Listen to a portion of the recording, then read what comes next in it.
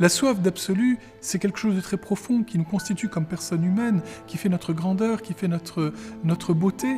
Pour qu'il puisse y avoir abus spirituel, il faut qu'il y ait déjà eu une emprise sur la personne, parce que les gens ne sont pas débiles, et si c'était simplement une maltraitance ordinaire, ils s'en rendraient compte et s'en iraient.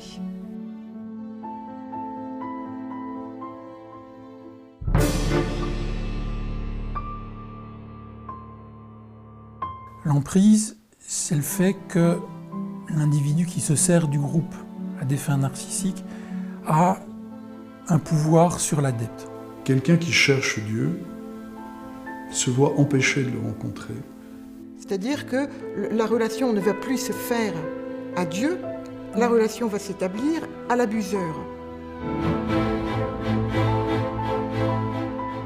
Donc elle aimait beaucoup avoir tout le temps 4 ou 5 sœurs qui lui couraient après ou qui faisaient la queue devant son bureau dans l'espoir de lui parler quelques minutes. Petit à petit, goutte à goutte, au fil des jours, elle instille une espèce de poison. On nous disait clairement qu'on faisait partie d'une élite. Je me suis effondré tout simplement au point de me dire je peux plus continuer là-dedans. J'en peux plus, je suis fatigué, je suis épuisé, je sais plus qui je suis, je perds tout. C'est une démission, s'en remettre, c'est lui qui sait, c'est lui qui peut, c'est lui qui doit dire. Ce que Dieu veut pour moi ou ne veut pas pour moi, personne ne peut le savoir à ma place. Le meilleur accompagnement spirituel, le plus saint de tous les hommes, ne peut pas le savoir à ma place. Il y a une petite voix qui me dit « ça va pas ».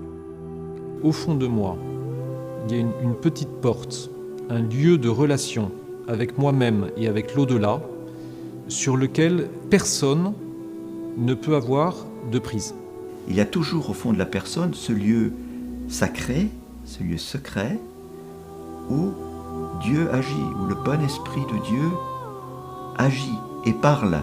Qui nous fait discerner ce qui est vrai, ce qui est bon, ce qui est vraiment bien. Voilà. C'est comme si j'avais mis des nœuds dans ma tête pendant des années, voyez. Donc lorsque je suis sorti de la communauté, il a fallu que je démêle les nœuds, les uns après les autres. Aux victimes, j'ai envie de dire courage, parce qu'on peut toujours s'en sortir, mais donnez-vous les moyens. Je dirais, voilà, on sort, on fait ce chemin de liberté, pourvu qu'on garde ce lien à Dieu, et c'est pas une infidélité.